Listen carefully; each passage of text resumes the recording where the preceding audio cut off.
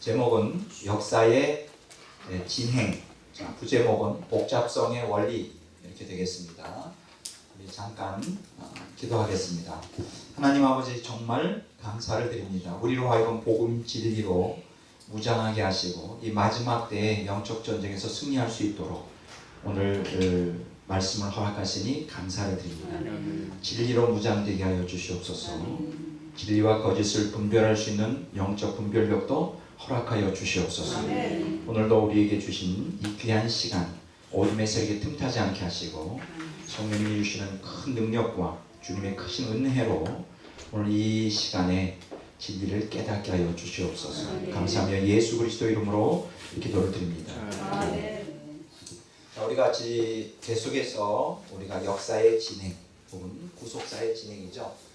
구속사가 어떻게 진행되는가 우리가 계속 공부를 합니다. 우리가 지난번에 이제 계속되었던 거는 이제 결정론적 신앙과 운영론적 신앙이라고 하는 이중적인 측면으로 구속사가 진행된다 이렇게 말씀드렸습니다. 이제 오늘 사실 강의의 그 본 주제는 이제 복잡성입니다. 이걸 이제 우리가 물리학의 용어로는 복잡계, 컴플렉스 이렇게 말하죠. 복잡계 이렇게 말합니다.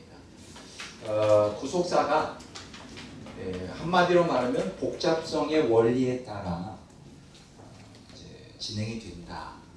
그래서 복잡하다는 것은 혼잡하다, 굉장히 이렇게 감잡을 수 없다 이런 의미가 되겠습니다. 그러니까 하나님의 구속사가 인간의 눈에, 인간의 논리에는 이해할 수 없는 그러한 측면을 가지고 있다 이렇게 말씀을 드립니다. 이제 오늘 제가 첫 시간인데 어느 정도 강의가 진행이 되게 될지 모르겠습니다. 지금 여러분과 제가 공부하는 이 주제가 너무나 중요합니다. 왜냐하면 이제 성경적 신앙이라고 말할 때 제가 여러분들에게 말씀드리기를 이제 투쟁적 신앙이다 이렇게 말합니다. 투쟁적 신앙, 죄와 투쟁하는 그 신앙을 이게 이제 교부들의 신앙이기도 하고 또 우리가 추구해야 될 성경적 신앙이다 말하는데 여기서 말하는 투쟁이라고 하는 것은 투쟁의 대상은 무로 죄적 사실 이 죄 안에는 다 포함되어 있는 것이죠. 마귀도 들어가고 마귀와의 투쟁, 그다음에 세상과의 투쟁, 옛사람 그걸 우리가 자아라고 말하고 자아와의 투쟁. 그 바로 이 죄로 인한 그 사망의 결과잖아요. 에베소서 2장 1절 2절에 있는 말씀처럼. 그런데 여러분들이 이제 이 투쟁이라 그럴 때 왜 투쟁적 신앙이 필요한가에 대해서 많은 우리 현대 기독교인들이 의구심을 가져요. 왜냐하면 그동안 우리가 기독교 개신교에서 가지고 있던 신앙 형태하고는 좀 많이 다르단 말이죠. 투쟁을 해야 된다, 그리고 행함을 강조하다 보니까 마치 그 믿음이 아닌 행위를 또 추가적인 행위권을 얘기하는 것인가, 다시 그 율법주의로 돌아가자는 얘기인가, 여러 가지 이제 의구심을 자아내는 사실 내용이기도 합니다. 그런데 이제 제가 여기서 말하는 것 투쟁의 필연성에 대해서 이제 설명을 해야 되고 또 이 투쟁적 신앙에 있어서 이제 죄와 투쟁하는 가운데 또 한 가지는 이제 죄와 더불어 또 한 가지 우리가 이제 고민하는 문제가 이제 악의 문제잖아요. 이 땅에 존재하는 악. 물론 이 악이라고 하는 건 크게 이제 두 가지 우리가 신학에서는 말합니다. 하나는 자연악이라고 말해요. 내추럴 이블. 그래서 자연악이 있고 하나는 도덕악이 있어요. 모랄 이블. 그렇죠? 자연악이라고 하는 것은 이제 천재지변이나 인간이 의지가 개입되지 않아 어떤 그 고통을 당하는 것. 천재지변의 대표적인 것이죠. 그 다음에 도덕악이라고 하는 것은 그 도덕적, 모랄 이블이라고 해서 인간이 악의를 가지고 행동하는 걸 통하여 그것 때문에 이제 고통을 당하는 거. 가장 대표적인 것이 이제 전쟁 같은 거, 이런 것들이 가장 대표적이고 이렇게 폭력을 휘두르는 것. 그런 것 때문에 요번에 이제 미국에서 보스턴 마라톤 대회에서도 테러리스트가 이제 폭발물을 터뜨리게 하면서 수많은 사람들이 의도하지 않게 죽고 또 이렇게 고통을 당하잖아요. 그럼 이 악을 통하여 우리가 얻는 것은 뭐냐? 이 고통이죠. 뭐 이런 문제. 그러니까 지금 우리가 이 투쟁적 신앙이라 그럴 때는 이제 죄와의 투쟁, 그게 이제 마귀와 세상과 자아와의 투쟁인데 이 죄, 마귀, 세상, 자아라고 말할 때 그 밑에는 뭐가 깔려 있느냐? 이 악이라는 것이 깔려 있다는 거죠. 그 마귀의 그 인간을 다 멸망시키고자 하는 그 악이. 또 우리 이 옛사람 안에는 또 이 악이 있잖아요. 뭐 세상도 악하잖아요. 악한 세상이다 이렇게. 그러니까 이 죄라고 말하는 것과 이 악이라는 것이 같이 이제 공존을 해요.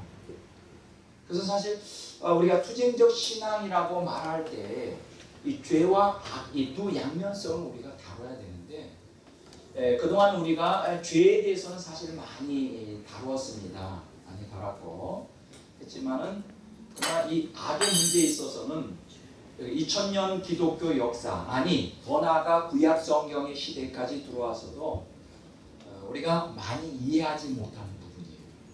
이해하기가 참 어려운 부분입니다. 그래서 지금도 그 신학에 있어서 가장 그 난해한 부분이 무엇이냐? 왜 이 세상이 악이 존재하느냐? 또 그 악 때문에 왜 우리가 고통을 당해야 하느냐? 이런 질문들은 사실은 그 구약과 신약 혹은 그 집요하게 그 하나님을 신실하게 믿고자 신앙하는 사람들의 그 신앙에 많은 장애 요소로 작용을 해요. 왜 악으로 인한 고통 문제가 왜 장애 요소로 작용하느냐? 이제 앞으로 계속해서 이 문제를 또 심화하여 다루겠지만 성경에 보면 하나님은 전능하시다고 가르치잖아요. 그렇죠? 그리고 하나님은 사랑이시라고 가르치잖아요. 그럼 하나님이 전능하시고 하나님이 사랑의 하나님이라면 왜 오늘 우리가 고통을 당해야 하느냐? 이런 거 아주 단순한 도식이 모든 기독교인들 안에 이렇게 있어요. 우리 인간은 누구라도 그것이 뭐 신앙이 깊든 약하든 누구라도 사실은 그 고통을 피하고 싶어요. 물론 그 인간성을 뛰어넘어 하나님의 심정을 이해하는 사람들은 그 악 속에 잠재되어 있는 이 고통이 주는 그 엄청난 구속의 신비, 이걸 깊이 간파하고 있기 때문에 오히려 고통을 당하기를 즐겨하죠. 그러나 대다수의 기독교인들은 자기를 초월하여 하나님의 입장을 향하여 도약을 하지 못했기 때문에 전능하신 하나님, 또 사랑의 하나님이면서 왜 우리가 고통을 당해야 되는지, 그리고 우리가 특히 이 기도할 때 우리가 전능한 하나님과 사랑의 하나님이라면 기적이 나타나지 않고 왜 침묵을 하는지에 대하여 굉장히 난감해합니다. 지금 그런데 이제 오늘 우리가 지금 이 복잡성의 원리라고 하는 이 구속사의 진행에 있어서 이 복잡성의 원리가 무엇인지에 대하여 이제 앞으로 여러분들이 좀 깊이 이해하는 것이 중요합니다. 왜냐하면 우리가 투쟁적 신앙을 왜 해야 되고 또 그것이 왜 성경적 신앙인지에 대하여 우리가 정확하게 우리 하나님의 의도를 알기 위해서는 이 여러 주제들, 죄 문제뿐만 아니라 이 악의 문제, 전능성과 사랑성, 그 기적과 침묵, 이러한 여러 가지 복합적인 것을 다각도로 그리고 입체적으로 이해하는 게 너무나 중요해요. 이것은 여러분과 저의 그 성경적 신앙을 다지는 데 가장 필수적이고 가장 기본적이고 목회하는 자들에게 있어서도 여러분들이 진정으로 성도들을 하나님의 의도하는 바대로 정말 성경적 신앙으로 인도하기 위해서는 이러한 지금 여러 요소들을 정확하게 이해하는 것이 사실 너무 중요합니다. 그러나 결코 쉬운 것은 아니에요. 왜냐하면 우리 인간의 본성은 고통을 싫어해요. 우리에게 고통이 가해질 때 하나님의 전능성과 하나님이 우리를 사랑한다는 것을 자꾸만 의심하게 됩니다. 더더구나 우리가 고난 가운데서 하나님께 기도하여 기적을 경험할 때는 참 하나님이 살아계시고 나를 사랑하는 것 같은데 기적이 일어나지 않고 깊은 침묵 속에 내팽개쳐진 것 같고 외면당한 것 같은 그러한 경험, 그런 어두움의 경험 가운데 있을 때 정말 하나님의 그 전능성과 하나님의 사랑을 우리가 믿기가 어렵습니다. 그래서 지금 우리가 다루고 있는 이 주제는 사실은 기독교 신학의 가장 기본적인 것이고, 그동안 제가 오랜 세월 동안 신학적인 난제들을 하나하나 이제 격파해 가면서 거의 대부분의 그 신학적인 난제들이 풀어졌는데, 그래도 제 안에 이 잔재적으로 좀 남아 있었던 조그만 부분이 있었어요. 그것은 바로 이 투쟁적 신앙을 통하여 죄와 싸워야 되고, 또 이 전능한 사랑의 하나님인데 우리에게 악을 통하여 고통을 허락하신 이 문제에 대하여 그동안 나름대로는 그 이성적으로 또 나름대로는 이제 많이 수긍을 했지만 요번에 많이 그 문제가 해소되게 되었습니다. 아직은 왜냐하면 이 악을 통한 고통의 문제 그리고 하나님의 침묵의 문제는 우리가 논리로 생각한다고 되어지는 문제가 아니에요. 이거는 사실은 깊은 신앙으로 들어가 초월적인 하나님의 심정을 갖게 될 때, 또 그것이 나의 신앙의 경험이 될 때만 영으로 이해가 되는 부분이에요. 그래서 사실은 이 부분에 대해서는 제가 마지막 신앙 난제에 있어서 이게 이제 최후로 남아있는 부분이에요. 수십 년 동안 고민하고 생각했는데 요번에 이제 하나님께서 이 문제를 또 다시 다루시도록 이제 허락하셨어요. 물론 신론에서도 이 문제를 제가 다뤘었고, 그 다음에 구원론에서도 이 문제를 다뤘는데, 이제 종말론의 이제 구속사의 진행이라고 하는 측면을 다루면서 또 다시 이 부분을 다루도록 또 심화되는 연구를 하도록 하나님이 허락하셔서 감사를 드리고, 요번에 이제 마지막 최후로 남아있는 신학적인 그 난제로서 이 악에 의한 고통 문제를 다룰 수가 있어서 감사하고, 물론 이번에도 다 100% 제가 해소는 안 됩니다. 이성적으로는 이해가 돼도 이것이 제가 영적 성숙 속에서 이게 제 영으로 경험되기 전에는 100% 이해한다 할 수 없어요. 왜냐하면 제가 이성적으로 이 고통 문제를 이해해도 저에게 고통이 다가올 때 또다시 마음이 우울해지기 시작합니다. 우울해지기 시작합니다. 그게 극복이 돼야 돼요. 그거는 이제 이성적인 훈련만이 아니라 앞으로 저에게 남아져 있는 과제예요. 영적 성숙과 더불어 이제 이 고통의 문제를 영으로 100% 이해하는 것이 이제 앞으로 가능하지 않겠나. 그건 숙제로 남겨두고 좋아요, 여러분들이. 근데 이번에 아주 결정적으로 아주 엄청난 도움을 주는 그 계기가 있었어요. 그 계기가 있었는데 제가 계속 반복해서 가지고 있지만은 그 생명을 읽는 코드 패러독스를 통해서 많이 제가 도움을 받았고요.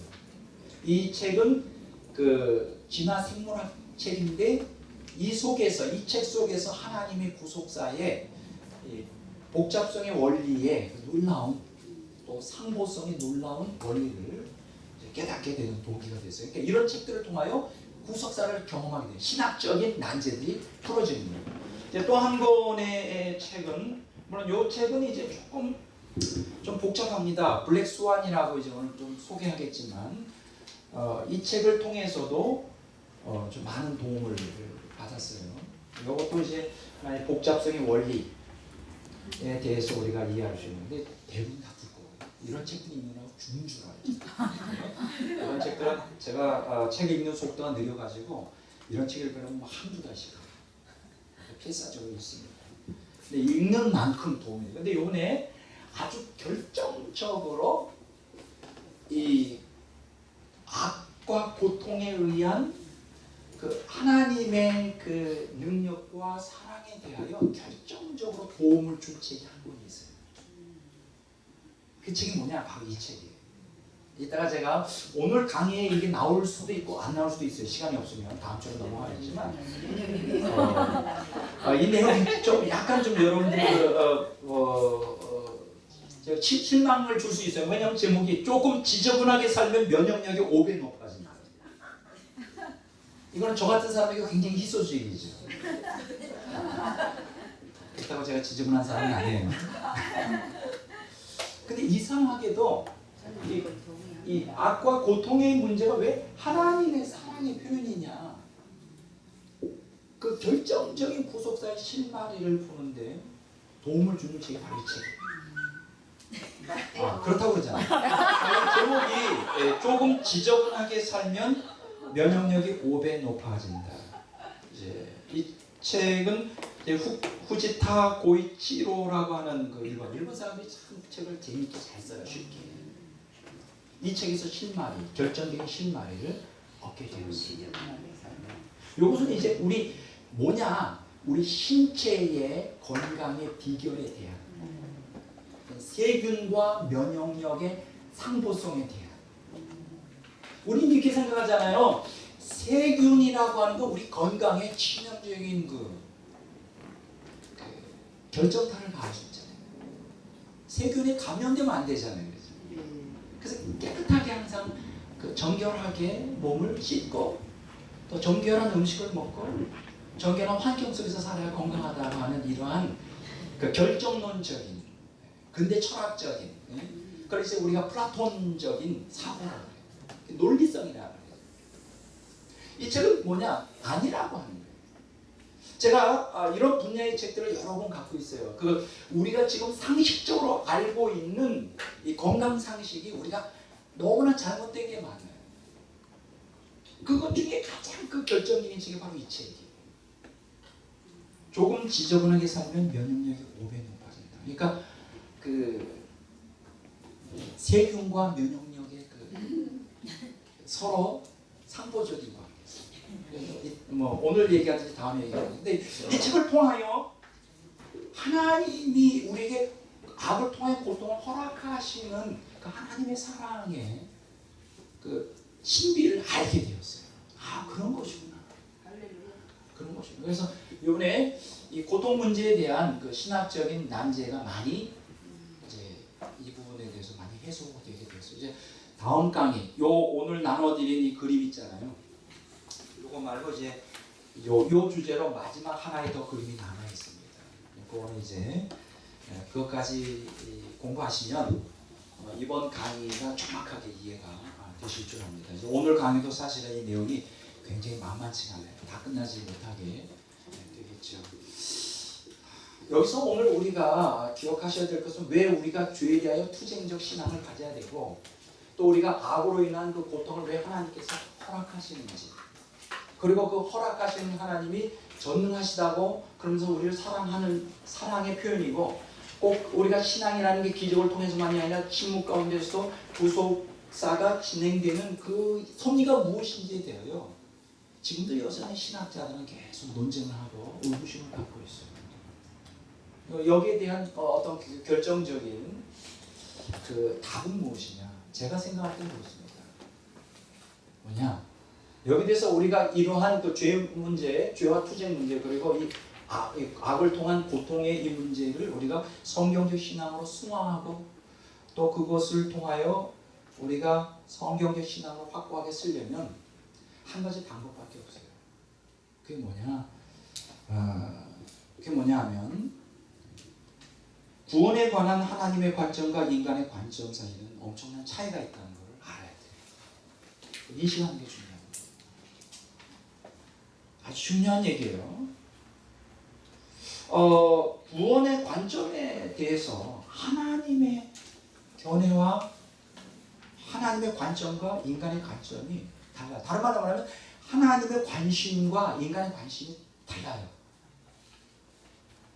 자, 이 문제를 여러분들이 깊이 생각해야 돼. 다른 말로 말하면 성경적 신앙이 여러분들의 신앙의 확고한 틀로 되려면 하나님의 관점으로 성경을 해석하고 신앙생활을 해야 돼요. 그렇지 않으면 절대로 우리는 이 죄 문제라든가 우리 이 악을 통한 이 고통의 문제를 근본적으로 해결하는 게 불가능한 거예요. 자, 성경은 우리에게 뭐를 얘기해 주느냐? 이사야서 55장 한번 보겠습니다. 지금 오늘 서론 부분이 굉장히 중요한데 어떻게 강의가 진행될지 모르겠습니다. 이사야서 55장 한번 보겠습니다. 자, 이사야서 55장을 한번 펴보도록 하겠습니다. 자, 55장 8절 9절을 한번 읽겠습니다. 이사야서 55장 8절 9절 다 같이 읽어보도록 하겠습니다. 이는 내 생각이 너희의 생각과 다르며 내 일은 너희의 길과 다름이니라. 여호와의 말씀이니라. 이는 하늘이 땅보다 높은 같이 내 길은 너희의 길보다 높으며 내 생각은 너희의 생각보다 높으니라. 여기 보면 내 길이라고 말했죠. 내 길. 여기서 나의 길이라는 게 무엇일까요? 내 길은 너희 길과 다르다. 여기서 길이라는 건 추구하는 방향이죠. 지향하는 방향이죠. 여기서 이 본문 말씀에서 우리에게 주시고자 하는 하나님의 말씀은 뭐냐? 인간이 지향하는 방향과 하나님이 지향하는 방향이 차원이 다르다. 차원이 달라요. 왜 차원이 다르냐? 하늘이 땅보다 높은 것 같은 그 차원이에요. 하늘과 땅 차이예요. 쉽게 얘기해요. 하나님이 지향하는 의도하는 구속사에서 의도하는 방향과 인간이 구속사에서 의도하는 방향이 전혀 달라요. 다르다고 이렇게 말씀을 하셔요. 근데 이제 문제가 되는 건 뭐냐? 오늘 그 이사야서 55장 8절 9절에 다르다는 말씀을 하는데 뭐가 다를까요? 뭐가 하나님과 인간이 구속사에서 지향하는 방향이 다를까요? 하나님이 그 창조와 구속 경륜을 보면 아닙니다. 창조와 구속 경륜에서 자, 인간은 왜 창조했죠? 창세기 1장 26절에 보면 이제 하나님의 형상대로 창조했잖아요. 그러면 하나님의 형상이 핵심이 뭐예요? 인간을 창조한 목적이 뭐예요? 하나님의 생명을 담는 그릇이죠. 하나님의 생명을 담기 위한 거예요. 그리고 구속의 목적은 뭐죠? 바로 하나님의 생명을 주는 거예요. 그러니까 하나님의 창조와 구속 경륜의 본질적인 핵심은 인간을 만들고 타락한 인간을 구원하여 구속하여 그 구속한 이유는 뭐냐? 하나님의 생명이에요. 그러니까 한마디로 말하면 성경이 창세기 1장부터 요한계시록 22장까지 우리에게 하나님이 성경이라고 하는 책을 통하여 우리에게 하시고자 하는 가장 중요한 주제는 하나님의 생명. 그게 주제예요. 그래서 이 하나님의 생명을 그럼 어떻게 얻느냐? 이 거룩이라고 하는 것을 통하여 우리가 거룩함을 통하여 하나님의 생명. 왜냐하면 하나님의 생명은 신적 본질이잖아요. 신적 본질 중에서 본질이잖아요. 그리고 그 생명은 뭐로 표출돼요? 거룩이라고 하는 것으로 표출되잖아요. 결국 생명과 거룩은 양면성을 갖고 있죠. 그래서 우리에게 자꾸만 투쟁적 신앙 뭐예요? 죄와 싸우라는 거죠. 마귀와 세상과 자아와 싸우는 궁극적인 목적이 뭐예요? 거룩해지려고 하는 거죠. 그럼 왜 거룩해져야 될까? 왜 성별돼야 될까? 그래서 하나님의 생명이 우리 안에 충만하게 되어지게 되었습니다. 그렇죠? 그게 하나님의 관심이에요. 자, 하나님의 관심인데, 자, 인간의 관심은 뭐죠? 인간이 지향하는 방법은 뭐죠? 생명이 아니에요. 거룩도 아니에요. 타락한 인간의 본성이 원하는 내 욕구, 그래서 제일 중요한 것은 이제 형통이라고 하는 말이죠. 형통하기를 원해요. 모든 게 다 잘 되고 욕구 충족이에요. 그리고 그걸 통해서 행복하기를 원해요. 욕구 충족이에요. 그러니까 인간이 지향하는 것은 하나님의 생명이 그게 아니라 이 땅에서 내가 원하는 소원대로 되고 형통하고 그걸 통해 내가 이 땅에서 하나님 믿어서 행복하게 돼. 그것이 하나님이 인간을 창조한 또 구속한 목적이 아니에요. 물론 형통하고 행복할 수 있어요. 하나님 믿으면. 그것이 궁극적인 목적이 아니에요.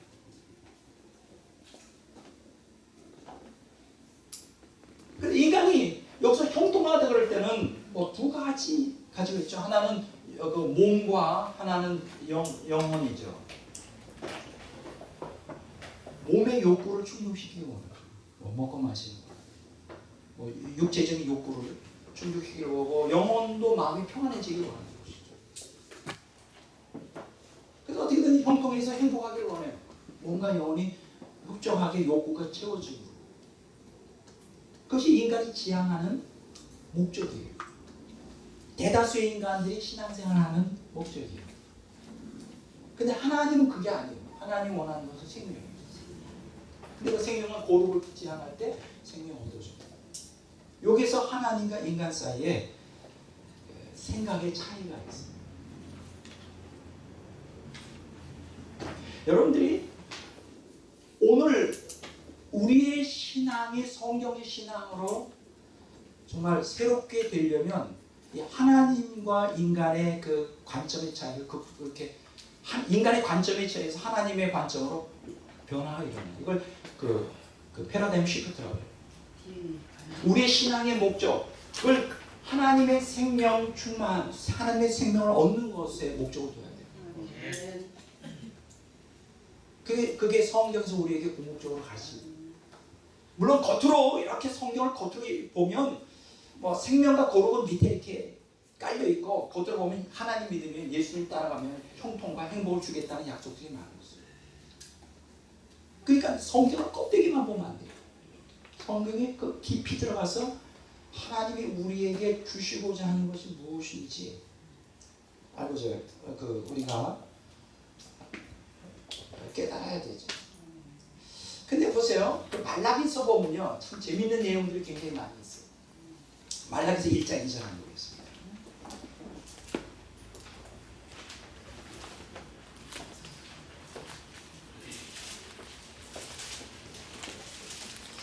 자, 다 같이 한번 읽어보겠습니다. 말라기서 1장 2절. 여호와께서 이르시되 내가 너희를 사랑하노라 하나 너희는 이를 주께서 어떻게 우리를 사랑하시노라. 자, 거기까지 보겠습니다. 자, 보세요. 말라기 시대에 유대 교인들은 하나님께 그랬어요. 내가 너희를 사랑한다. 그때 말라기에 있는 유대인들이 뭐라고 해요? 하나님이 어떻게 언제 우리를 사랑했어요? 황당하죠. 못 느끼겠는데요, 하나님의 사랑. 그러면 이때 당시에 유대인들은 하나님의 사랑을 뭘로 생각하고 있었을까요? 물질적인 형통, 건강의 축복. 우리가 지금 오늘날 대다수의 기독교인들이 추구하는 거 행복, 만사 형통. 근데 이때 말라기 시대 사람들은 이 하나님 여러분 보세요. 말라기 그 앞에가 무슨 책이죠? 스가랴서. 그 앞에가 무슨 책이죠? 학개죠. 이 스가랴와 학개는 동시대 사람입니다. 그러면 이제 에스라를 중심으로 느헤미야를 중심으로 유대인들이 고토로 돌아와서 그 파괴된 솔로몬 성전을 재건하자. 그렇죠. 또 이제 성곽도 수축하고. 그때 학개나 스가랴가 뭐를 했었어요? 너희들이 성전을 재건하고 성곽을 수축하면 복을 받을 것이다. 그래서 그들은 이렇게 생각했을 거예요. 솔로몬 시대에 예루살렘 성전이 세워졌을 때 아주 굉장히 번창했잖아요. 부귀영화를 누렸다고요. 그때가 가장 이스라엘 역사에서 가장 그 국가가 번성하던 시대예요. 아마 이렇게 생각했을 거예요. 그러면 성전을 갖다가 수르바벨 성전을 세우고 성을 수축하면 하나님 분명히 솔로몬의 그 영광을 다시 얻게 하잖아요. 웬걸? 한겨도 아무런 역사가 일어났어요. 아무런 역사가 일어나죠. 인생은 그냥 평범한, 그냥 환경이 어렵고 오히려 악한 약한 사람들이 더 잘 되고 자기네들이 더 신앙생활 성전을 세워서 신앙생활해도 변화가 없어. 그래서 불평하는 거예요. 하나님 언제 우리 사랑했어요? 그럼 여기서 말하는 사랑이 도대체 뭘까요? 우리가 바라는, 인간이 지향하는 사랑, 하나님의 사랑은 뭐예요? 여러분들은 어떻게 하나님의 사랑을 경험합니까? 많은 사람들이 하나님의 사랑을 우리가 어떻게 해석하는지, 내 요구가 채워질 때 하나님 날 사랑한다고 생각해요. 맞죠? 틀린 말은 아니에요. 솔직하잖아요. 우리 좀 솔직하죠. 내 요구를 채워줄 때 하나님 날 사랑한다고 생각해요. 뭐 병을 고쳐준다든가, 뭐 없었던 물질이 어려움을 당했는데 물질이 역사가 일어나서 막 엄청난 물질이 일어나서 하나님 날 굉장히 사랑하는 거야. 눈물이 막 그렁그렁 이렇게 막 감동해요.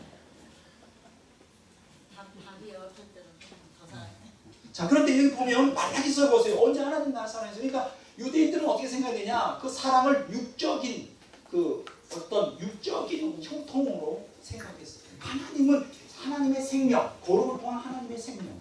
여기서 말라기서 계속 뭐라고 그랬어요? 거룩을 추구하라고 얘기하잖아요. 계속 거룩을. 이방 사람들과의 관계성을 끊고 거룩을 추구하라. 이게 먹혀 들어가지가 않아요.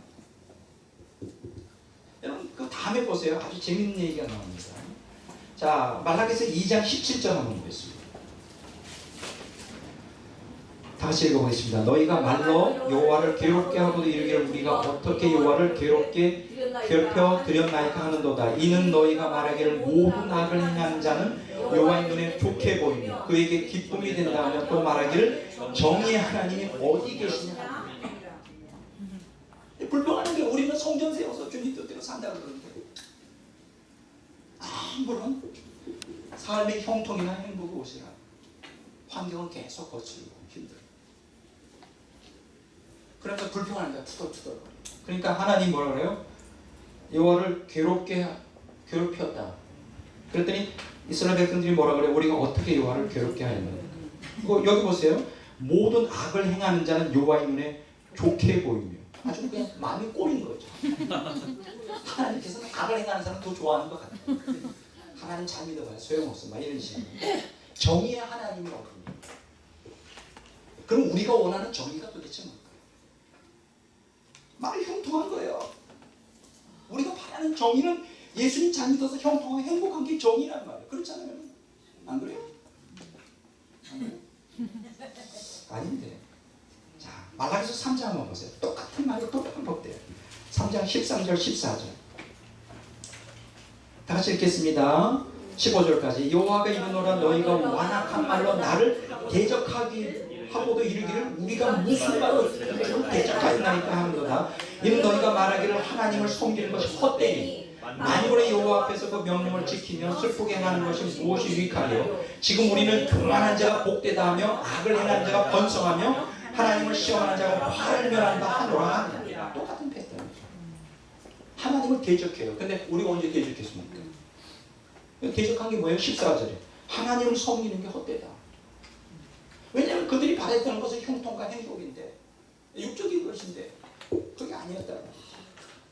만군의 여호와 앞에서 그 명령을 지키며 슬프게 하는 것이 무슨 유익이냐. 말씀 순종하여서 살아가는 삶이 순종한다고 해서 형통한 길이 안 열리고 계속 고난의 길이 있는데 못하고 그렇게 살아야 됩니다. 여기 15절에 보면 지금 우리는 교만한 자가 복되다 하며 악을 행하는 자가 번성하며 하나님을 시험하는 자가 화를 멸한다. 이것은 오늘 현대 기독교인들에게 그대로 적용이 됩니다. 우리는 너무나 결정론적 신앙에 매여 있어요. 하나님 뜻대로 살면 이렇게 형통하고 그런 설교를 많이 들었잖아요. 탐욕의 복음, 그렇죠? 제가 지난번에도 소개해드렸는데 탐욕의 복음을 보려라. 오늘날 현대교회가 탐욕의 복음에 사로잡혀 있어요. 그러니까 말라기 시대의 성도들도 사실은 탐욕의 복음에 이렇게 쇠뇌된 상태예요. 하나님을 잘 믿고 성전을 수축하면 뭔가 형통한 뭔가 놀라운 복이 임해야 되는데 악인들이 더 잘 돼요. 하나님의 말씀에 순종해도 별로 삶에 획기적인 기적도 일어나지 않고 말라기 성도들처럼 그런 불평을 할 수가 있는 것이죠. 자, 다시 말씀드리지만은 하나님이 창조와 구속경륜의 핵심이 뭐예요? 바로 형통하고 우리가 이 땅에서 잘 먹고 행복하고 즐겁게 예수님 믿어서 사는 게 목적이 아니라 뭐예요? 하나님의 생명을 그 생명은 우리가 거룩을 추구함을 통하여 얻는 것입니다. 그게 하나님이 인간을 창조하고 구속한 궁극적인 목적이에요.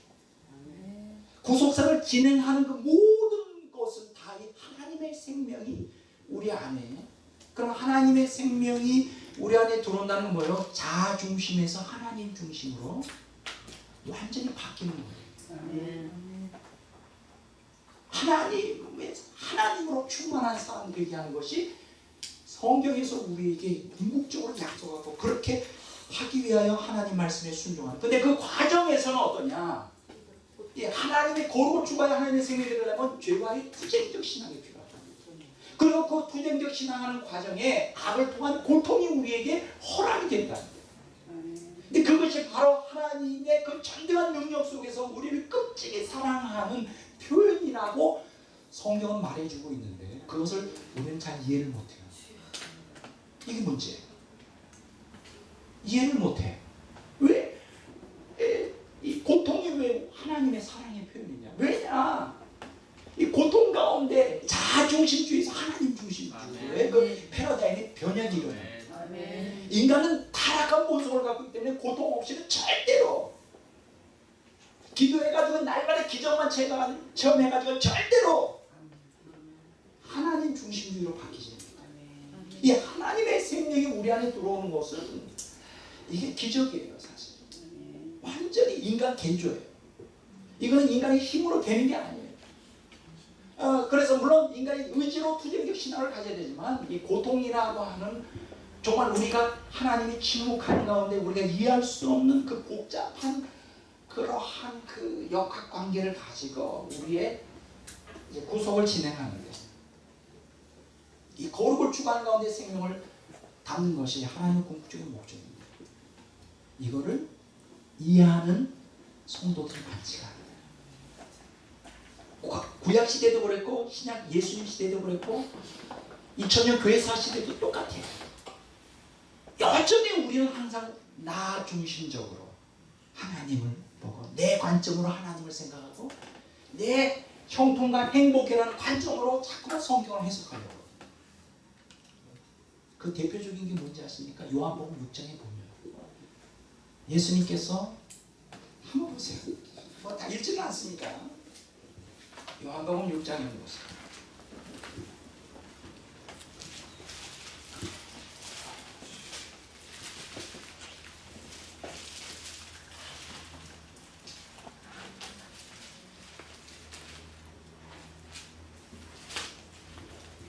여러분, 요한복음 6장 1절에 보면 1절부터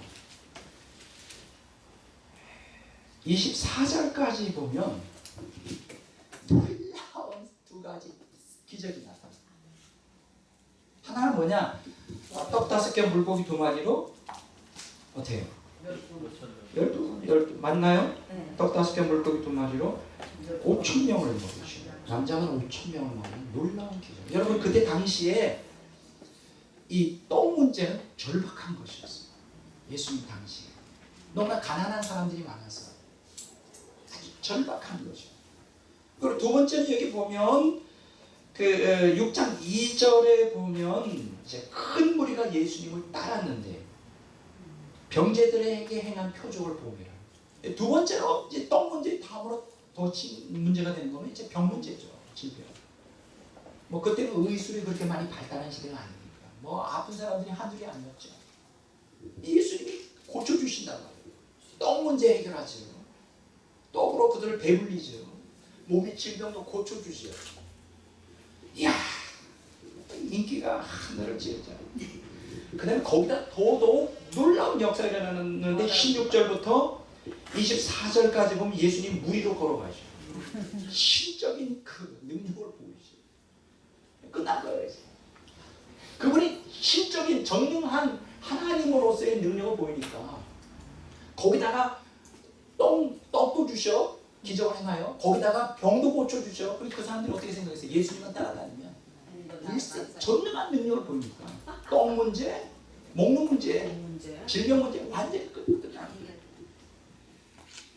열광했죠. 근데 어떻게 했어요? 그 다음에 예수님이 이제 초치는 역사를 일으키기 시작하죠. 25절부터 이제 끝절까지 쭉 보면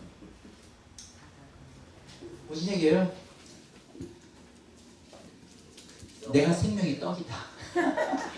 막 이해할 수 없는 쭉 얘기하죠.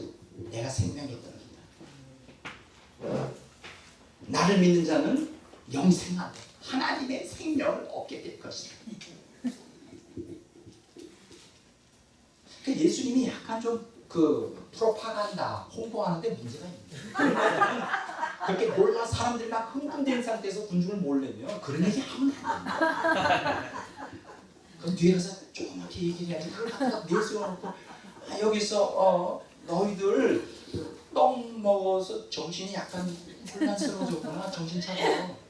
내가 이 땅에 온 건 떡이나 너희들 병 고치러 그게 목적이 아니야. 창조와 구속 경륜의 핵심은 뭐냐? 영생이야, 생명. 그 얘기를 왜 여기서 하는 거예요? 그럼 어떻게 했어요? 나중에 사람들이 다 도대체 이상한 정신 나간 사람이에요. 이상 예수님이라고 이상한 사람. 자, 이 요한복음 6장을 통해서 우리가 그 하나님의 지향하는 방향과 인간이 지향하는 방향이 얼마나 큰 갭이 있는가, 그 아주 적나라하게 알게 돼요. 인간이 원하는 건 뭐 생명이 뭐고 어렵도다. 우리에게 당연히 필요한 거는 먹을 양식과 건강. 이러한 이 하나님의 의도와 인간의 의도와의 이 격차와 이 갈등은 구속사 전체에 계속 진행되면서 계속되어 왔습니다. 앞으로도 마찬가지. 그러나 가끔 정말 대단한 놀라운 역사, 가끔 하나님의 의도를 알고 그 인간이 지향하는 것들을 다 포기하고 하나님이 지향하는 방향으로 용감하게 투쟁적 신앙을 가지고 악을 통하여 나오는 그 고통을 모두를 다 극복하고 이기고 하나님의 온전한 생명에 이르는 사람들도 가끔 있어요. 제가 요번에 읽은 그 하나님 임재의 연습이라는 책 있잖아요. 그건 여러분들이 꼭 읽으셔야 돼요. 제가 다 읽었어요. 근데 그 하나님 임재 연습이 이제 여러 출판사에서 나왔어요. 제가 두 권이 있어요. 출판사. 근데 한 권의 출판사에서 나온 걸 읽었고 또 다른 출판사 걸 읽으려고. 너무 좋아요. 바로 그 로렌스 형제의 하나님 임재 연습에서는 투쟁적 신앙을 가르쳐요. 그리고 이 악을 통한 고통을 믿음으로 하나님의 지향하는 입장에서 그 모든 것을 싸워 승리하여 궁극적으로는 온전한 충만한 하나님의 생명에 이르는 그 내용이 거기 기록되어 있습니다. 그래서 오늘은 이제 이 문제에 대해서는 제가 다루지 않고 요 그림 다음에 또 하나의 그림이 있는데 그때 자세하게 우리가 다루도록 하고, 오늘 우리가 지금 이제 그 하나님의 전능성 또 사랑 그리고 그렇지만 악 가운데 고통 그리고 기적이 일어나지 않고 왜 하나님이 침묵하느냐에 대한 이러한 그 복합적인 이 구속사의 이러한 여러 그 요소들을 지금 우리가 이해하기 위해서 지금 전제를 지금 서론 부분에서 얘기를 하는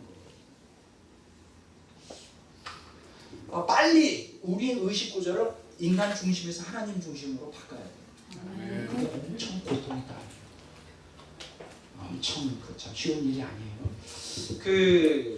뭐 여러 그 위대한 믿음의 신앙가가 있지만 저는 히브리서 11장 24절 26절에 한번 다시 한번 읽어보도록 하겠습니다. 하나님의 심정으로 성경적 신앙을 가졌던 위대한 한 명의 그 신앙인을 소개해드릴 수가 있죠. 자, 히브리서 11장 24절에서 26절 다 같이 읽겠습니다. 믿음으로 모세는 장성하여 바로의 공주의 아들이라 칭함받기를 거절하고 도리 하나님의 백성과 함께 고난받기를 잠시 죄악의 낙을 누리는 것보다 더 좋아하고 그리스도를 위하여 받는 수모를 애굽의 모든 보화보다 더 큰 재물로 여겼으니 이는 상 주심을 바라옵니다. 야, 대단한 거. 바로 모세는 하나님의 그 의도, 구속사의 의도를 정확하게 간파했던 사람. 인간이 가장 이 땅에서 욕구하는 게 세 가지잖아요. 돈, 그 다음에 권력, 파워, 그 다음에 섹스죠. 성적인 거죠. 여기 세 개가 나오죠. 바로의 공주의 아들이라는 건 뭐예요? 파워죠. 죄악의 낙이 뭡니까? 바로 섹스죠. 쾌락이죠. 그 다음에 애굽의 모든 부하가 뭡니까? 돈이죠. 이걸 다 극복했던 사람. 그리고 하나님의 생명을 향해 용감하게 투쟁적 신앙. 이걸 극복하는 게 여러분 그냥 됐겠어요? 모세는 마음만 먹으면 바로가 될 수 있는 사람이었어요. 마음만 먹으면 뭐든지 다 누릴 수 있는 사람이었어요. 파워와 머니와 섹스를 다 누릴 수 있는 사람이었어요.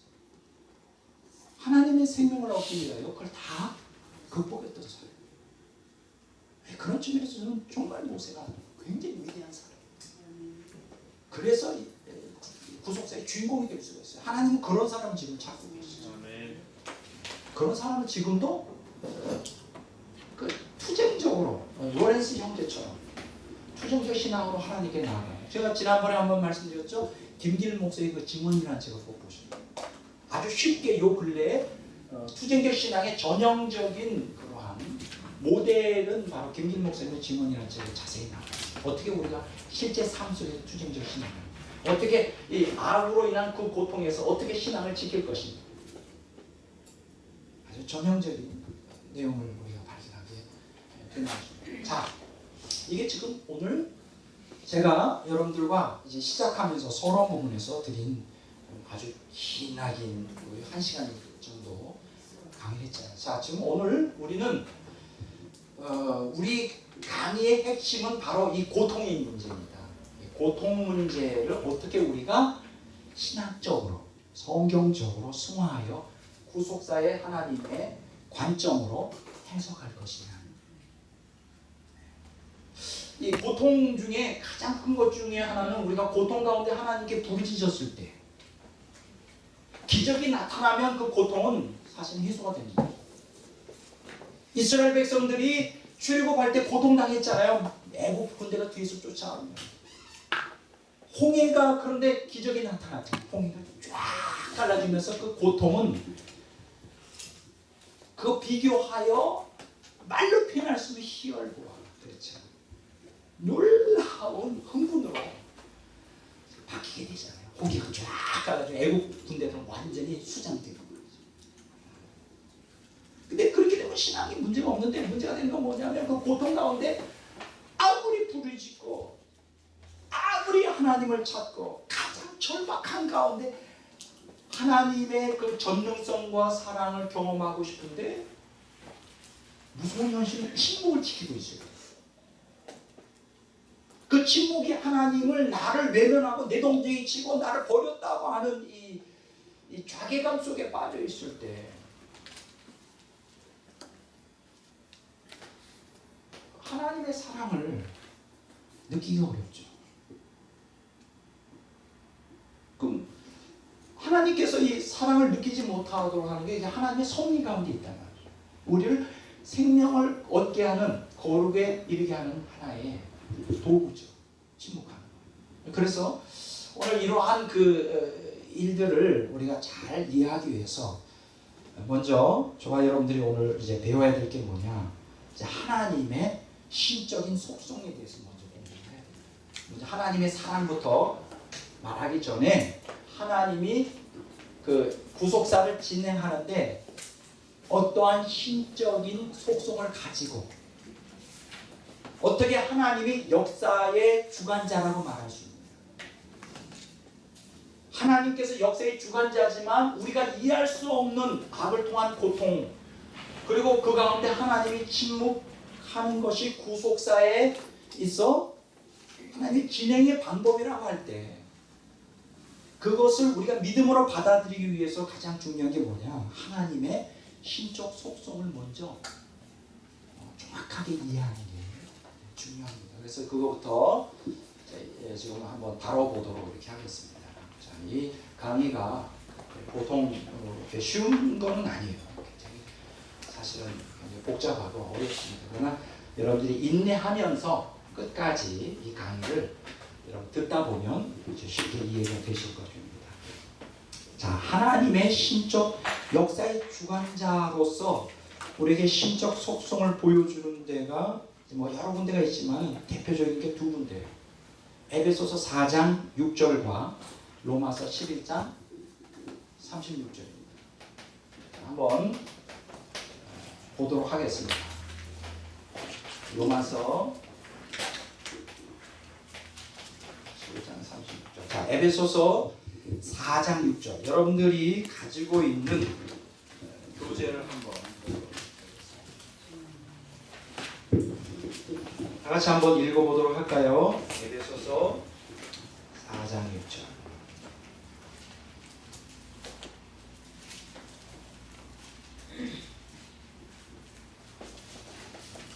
다 찾으셨어요?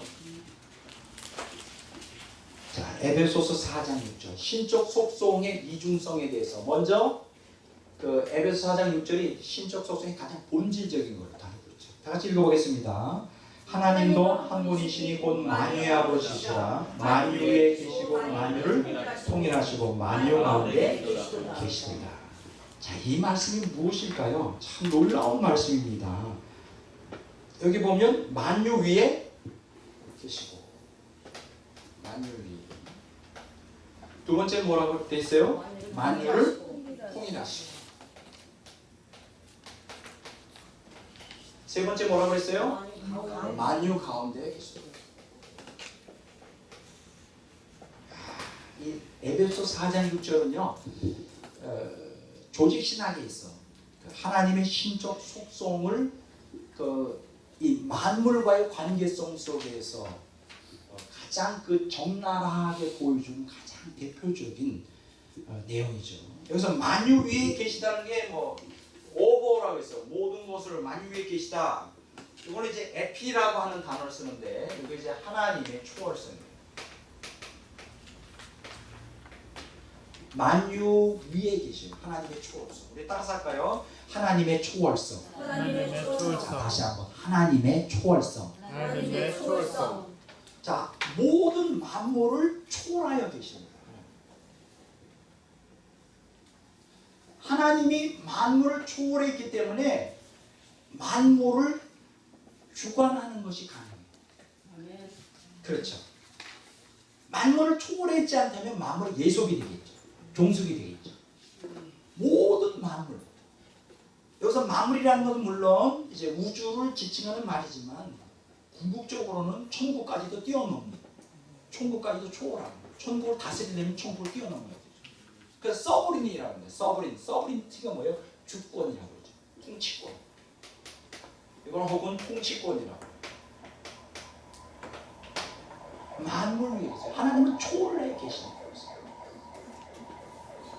만물 위에 계시기 때문에 하나님이 초월해 계시다는 것은 모든 걸 초월하는데 주권, 모든 그분이 만든 모든 만물에 대한 절대 주권을 갖고 계십니다. 하나님은 마귀도 초월해요. 그냥 마귀를 다스릴 수 있어요. 하나님 인간을 초월해요. 인간을 다스릴 수 있어요.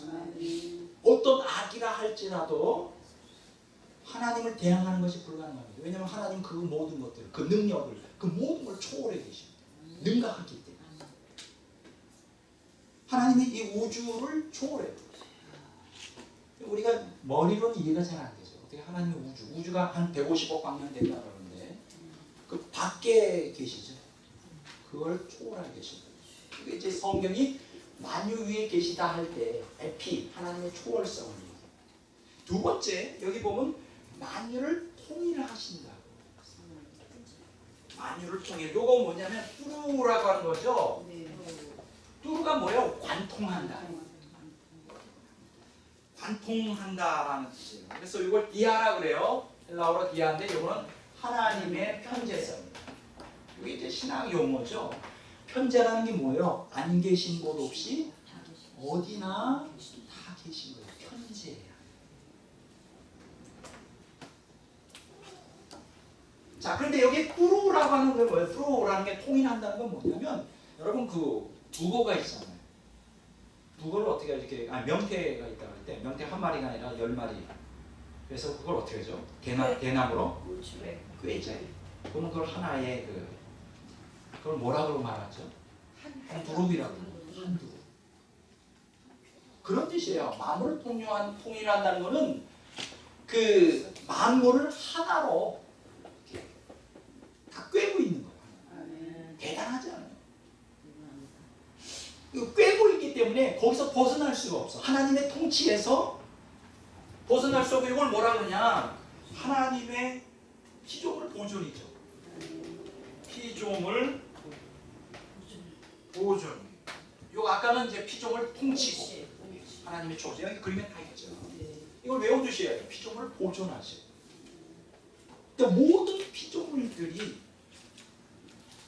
하나님이 이렇게 꿰고 있기 때문에 존재하는 거예요.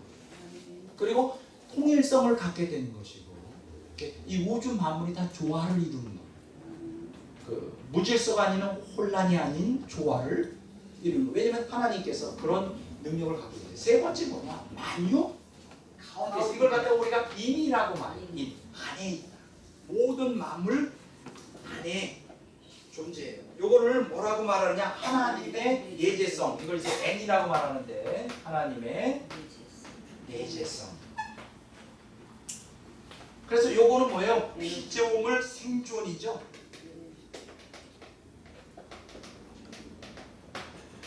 영어로 말하면 energize.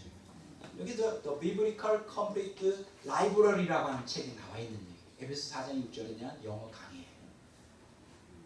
하나님은 모든 피조물, 인간을 포함해 모든 이 세상에 우주에 속해 있는 그리고 이 천국에 있는 모든 피조물 안에 존재해요. 하나님이 만약 그들 안에 존재하지 않으면 어떻게 될까요? 죽어요. 그들 존재 자체가 존재할 수가 없어요. 죽는 자 아니라 존재할 수가 없어요. 참 우리가 이런 거 하나님의 내재성을 참 이해하기가 어려워요. 이 하나님의 내재성이라는 것은 심지어는 하나님을 반역하는 악인들 안에도 피가 흘러가도록 하나님이 내재하고 계십니다. 제가 이런 얘기 한 번 한 적이 있죠. 하나님의 지옥에도 계실까 안 계실까? 존재론적으로 계셔요.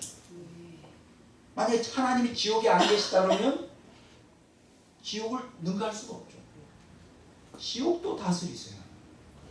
실제적으로는 존재하지 않지만 실제적으로 존재론적으로는 존재해요. 이게 말이 좀 말장난 같아요. 그렇게 밖에 말할 수가 없어요. 굉장히 복잡해요. 그래서 우리가 에베소 4장 6절에 보면 만유 위에 하나님의 초월성 에피, 만유를 통일하시고 디아 하나님의 편재성, 만유 가운데 N 하나님의 내재성, 이 세 가지 신학에서 가장 중요한 하나님이 피조물과의 관계성. 여기 보세요. 근데 여기서 피조물과의 관계성을 6절에 보면 뭐라고 했어요? 하나님은 한 분인데 만유의 뭐라고요?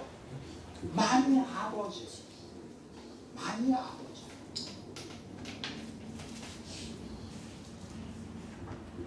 그러니까 피조물과의 관계성 속에서 이 아버지가 여기서 아버지라는 뜻이 뭐예요? 만유의 아버지라는 게. 그러면 모든 타락한 천사들도 예수님 안 믿는 사람도 궁극적으로는 다 천국 간다는 거예요. 하나님의 아버지니까. 그런 뜻이 아니라 여기서 아버지라고 하는 것은 생명을 주고 보호하고 그렇죠.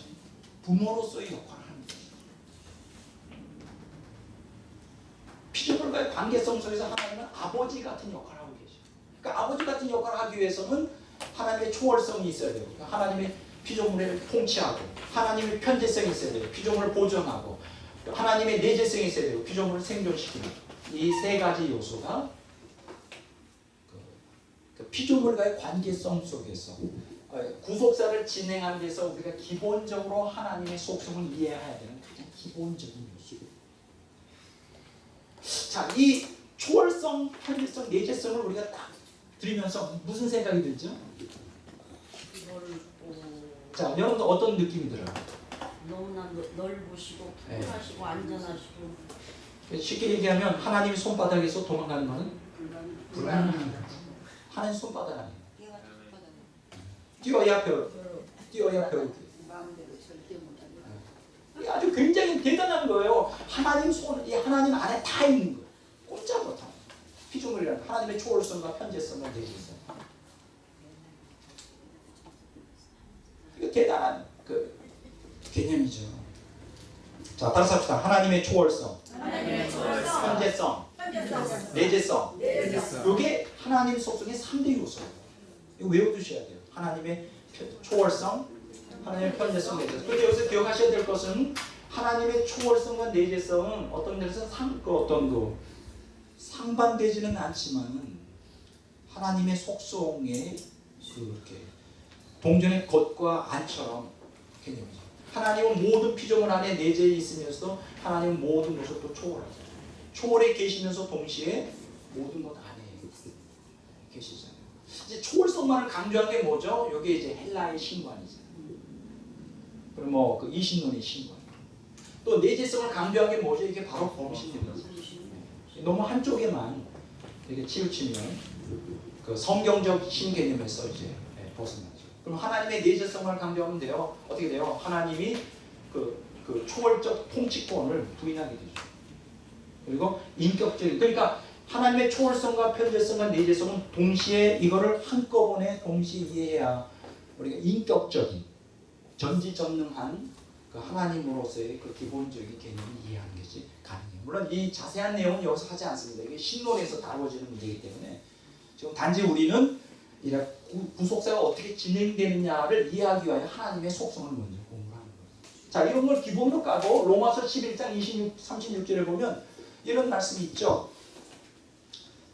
자, 한번 볼까요? 로마서 11장 36절에 보세요.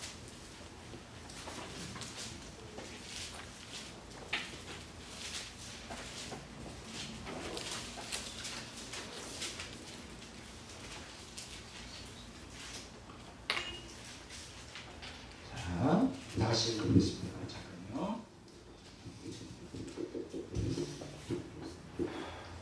자, 로마서 11장 36절 한번 보겠습니다. 로마서 11장 36절 찾으셨죠? 11장 36절 이는 만물이 주에게서 나오고 주로 말미암고 주에게로 돌아가미라. 그에게 영광이 세세에 있을지어다. 자, 그것을 다루기 전에 한마디만 더 하겠습니다. 여기 보면 만물을 초월한다고 했잖아요. 하나님의 초월성. 그리고 만물을 관통하여 통일하신다고 했잖아요.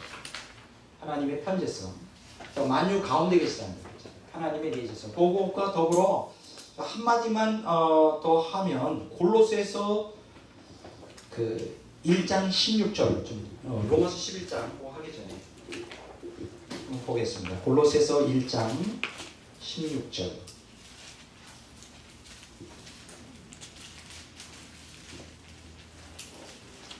자, 다같이 읽어보겠습니다. 만물이 그에게서 창조되니 하늘과 땅에서 보이는 것과 보이지 않는 것들과 왕권들과 주권들이나 통치자들이나 권세들이나 만물이 다 그로 말미암고 그를 위하여 창조되었다. 자, 여기 보면 만물이 그리스도 안에서 창조되었다. 자, 요거 만유 안에 있다고 했는데 여기 그리스도 안에, 그러니까 만물이 그리스도 안에 있는 거예요. 하나님이 만물 안에 계시면서 동시에 하나님은 만물이 하나님 안에 있는 거예요. 놀라운 그 개념이죠. 그리고 그리스도로 말미암고 그리스도를 위하여 창조되었다. 히브리서 2장 10절에도 보면 하나님께서는 자기 영광을 위해 만물을 만드셨고 만물은 그분을 위해 있다. 여기서 기억하셔야 될 것은 왜 하나님의 초월성과 하나님의 편재성과 하나님의 내재성은 왜 필요하냐. 지금 히브리서 2장 10절 그 다음에 골로새서 1장 16절에서 우리에게 말해주는 중요한 내용은 무엇이냐 하면 모든 만물이 하나님의 영광을 위하여 존재합니다. 하나님의 영광을 위하고 영광을 위해 존재한다는 것. 골로새 1장 16절에 보면 모든 만물이 그리스도를 위하여 창조되었다. 그리스도를 위하여. 아까 제가 얘기했죠. 하나님이 인간의 창조의 목적, 구속의 목적이 뭐라고요? 하나님의 생명. 거룩을 통한 하나님의 생명이라고 말했어요. 그러니까 바로 하나님의 생명, 거룩을 통한 하나님의 생명이 하나님의 영광을 위해 창조된 거예요. 그리고 그리스도를 위하여 창조된 거예요. 이렇게 여러분들이 이해하시면 될 것입니다. 자,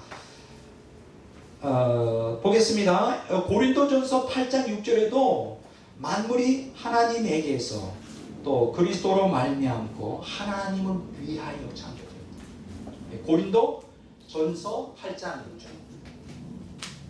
여러분은 이제 참고로 여러분들이 알아두십니다. 자, 만물이 누구를 위해 존재해요? 그리스도를 위하여 혹은 하나님을 위하여. 만물이 누구를 위해 존재해요? 하나님의 영광을 위해 존재해요. 그럼 하나님의 영광의 핵심이 뭘까요? 하나님을 온전히 신적인 속성을 나타내기 위해서 생명으로 충만합니다. 그렇죠? 생명, 하나님의 생명. 자, 따라서 합시다. 하나님의 생명. 하나님의 생명. 자, 에베소 4장 6절에 하나님의 영광을 위하여 또 그리스도를 위하여 창조된 만물, 그 생명을 주기 위하여 하나님의 초월성, 하나님의 편재성, 하나님의 내재성이 이제 필요합니다. 자, 그러면 로마서 11장 36절은 그 에베소 4장 6절의 하부 구조입니다. 좀 더 구체적인 내용을 담고 있어요. 아까 우리가 다시 한번 보겠습니다. 이는 만물이 주에게서 나오고 주로 말미암고 주에게로 돌아갑니다. 이게 무슨 얘기일까요? 만물이 주에게서 나온다. 이게 from이라고 하죠. 이건 여러분들이 기억하셔야 돼요. 주에게서 나온다. from. 주에게서 나온다. 이게 무슨 뜻일까요? 만물의 원인이 되신 하나님이죠. 만물의 원인이 되신 만물의 원인.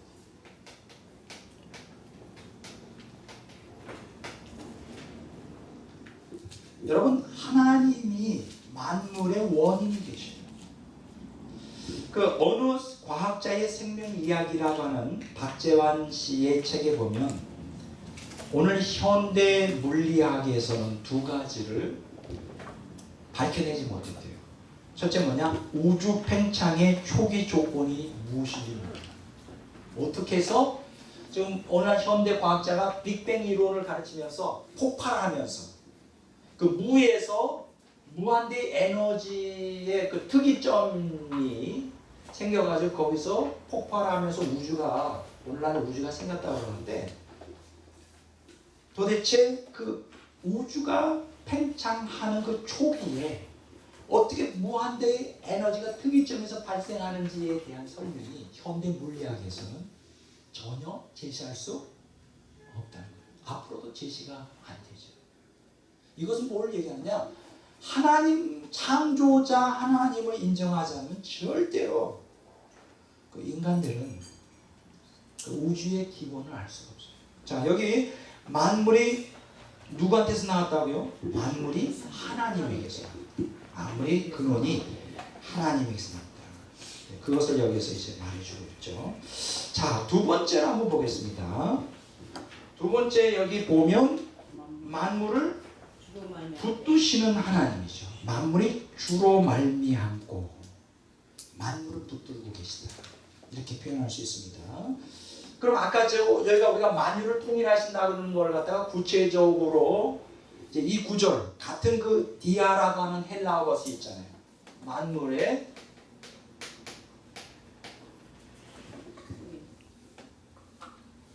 만물을 붙드시는 하나님. 이 디아가 만물을 붙든다는 뜻인데 이 붙든다는 게 뭘까요? 그 모든 만물들이 자신들의 그 보존을 위하여 하나님께 붙어 있는 것을 얘기하죠. 여기에 대해서는 이제 골로새서 1장 17절에 자세히 나와 있는데요. 이것도 자세하게 얘기 안 하겠습니다. 한번 보겠습니다. 골로새서 1장 17절. 자, 한번 다 같이 읽어볼까요? 또한 그가 만물보다 먼저 계시고 만물이 그 안에 함께 섰느니라. 자, 여기 보면 만물이 그 안에 함께 섰다고 그럴 때 수네스템이라고 하는 헬라어 단어가 쓰여요. 따스합니다. 수네스템이. 스네스테미. 자, 수네스템이. 스네스테미. 자, 이 뜻이 뭐냐 하면 그냥 관을 자유롭게 통과하여 흐르는 물이 아니라 용기나 그릇에 담은 물이에요. 뭐 예를 들어서 여러분 이렇게 계곡이 있어요. 그럼 물이 이렇게 흘러내려가잖아요. 근데 이 물을 흘러내려가지 않고 모아두기 위해서 뭘 만들면 될까요? 엉덩이. 댐을 네. 만들죠. 그럼 여기다가 이제 물이 고이잖아요. 그게 뭐 10억 톤도 될 수 있고. 그러면 10억 톤이라고 하는 물이 여기에 고여 있을 때, 이 물을 담고 있으려면 어떻게 해야 될까요? 이 댐이 10억 톤의 그 압력을 견뎌내야 돼요. 지금 똑같은 원리예요. 이 우주의 만물들이 지금 질서를 유지하고 정연하게 있으려면 누군가는 이 엄청난 그것을 붙들 수 있는 에너지를 갖고 있는 누군가가 있어야 된단 말이죠. 그게 바로 골로새서 1장 17절에 보면 예수 그리스도가 만물을 응집하는 원리의 근원 되신다 이렇게 말할 수 있어요. 응집하는 원리의 이제 근원이 되신다 이렇게 표현할 수가 있어요. 그래서 빌립스 역에는 이걸 뭐라고 말하냐? 만물이 그 안에 섰다는 건 the upholding principle of the whole scheme of creation. 하나님의 전 창조의 체계를 붙들고 계시는 원리시다. 이게 이제 영어 번역이죠. 그다음에 TCNT 역에는 이렇게 번역하고 있어요. All things depend upon Him for their existence. 모든 만물이 그들의 존재를 위하여 예수님께 의존하고 있다. 자, 로드햄이라고 하는 번역에 보면 They all in Him hold together. 모든 만물들이 예수님 안에 함께 hold together, 함께 뭉쳐져 있다. 이렇게 표현하면 돼요. 이거는 마치 태아가 어머니의 탯줄로 연결되어 있는 거. 여러분 자전거가 있잖아요, 그죠?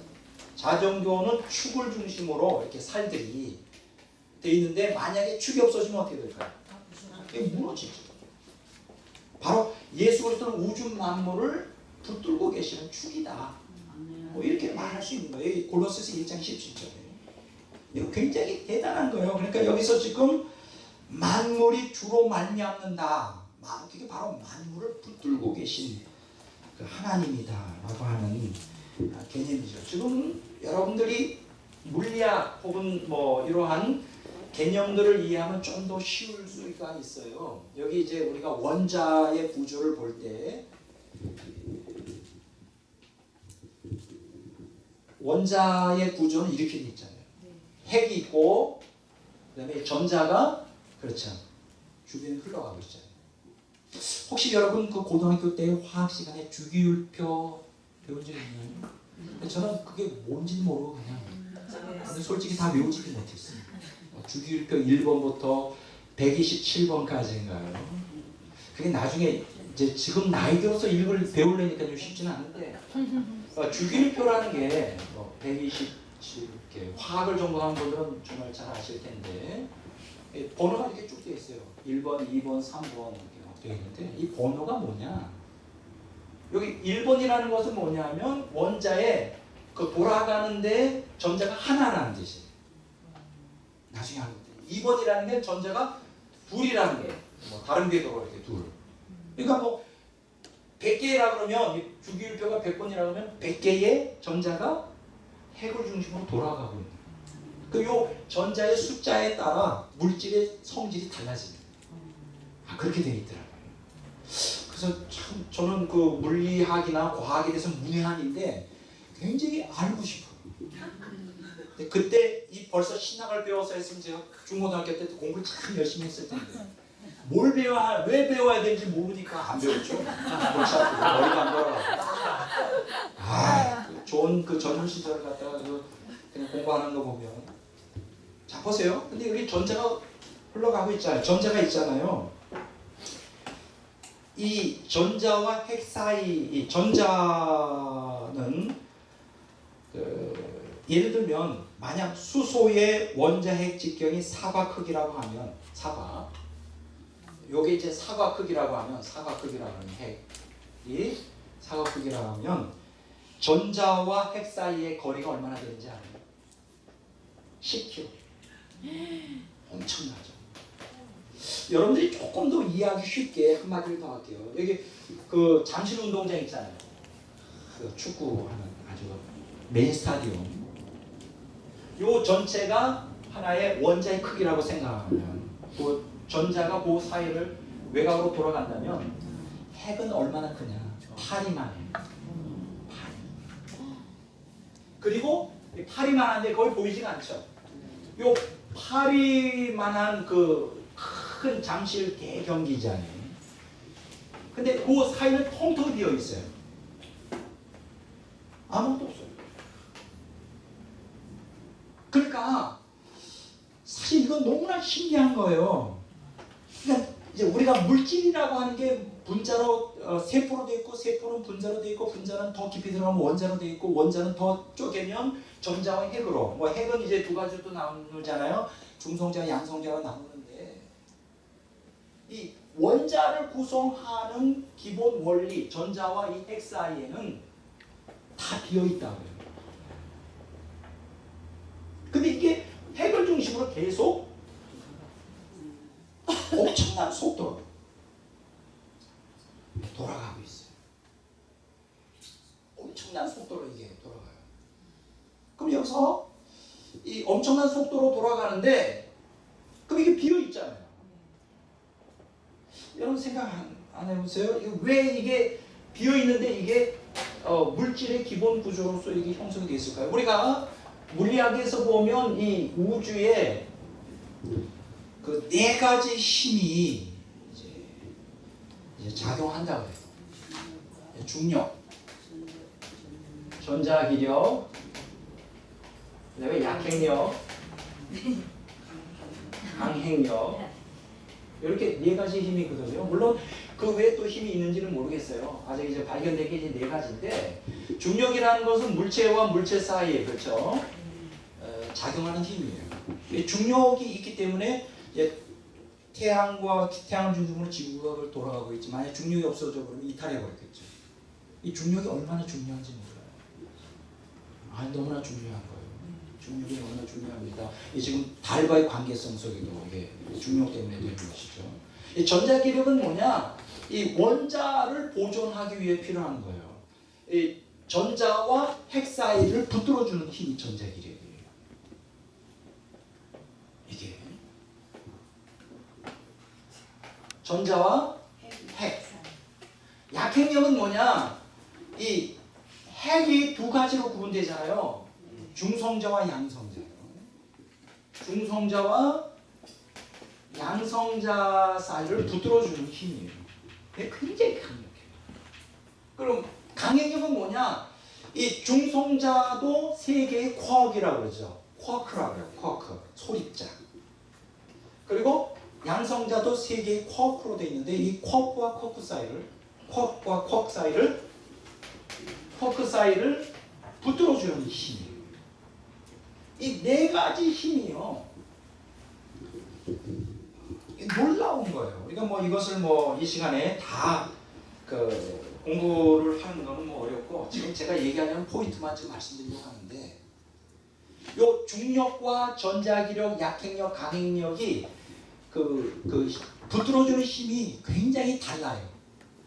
예를 들어서 전자기력은 중력보다 10의 38배가 강해요.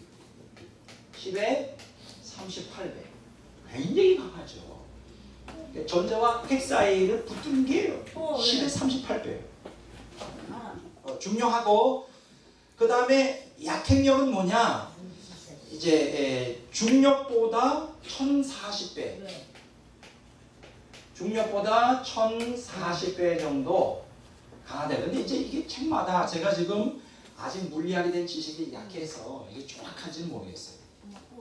그 다음에 강핵력은 뭐냐? 전자기력보다 뭐 100배 강하다. 뭐 10에 35배 강하다. 뭐 이런 얘기 있는데 이건 좀 제가 틀릴 수가 있어요. 어쨌든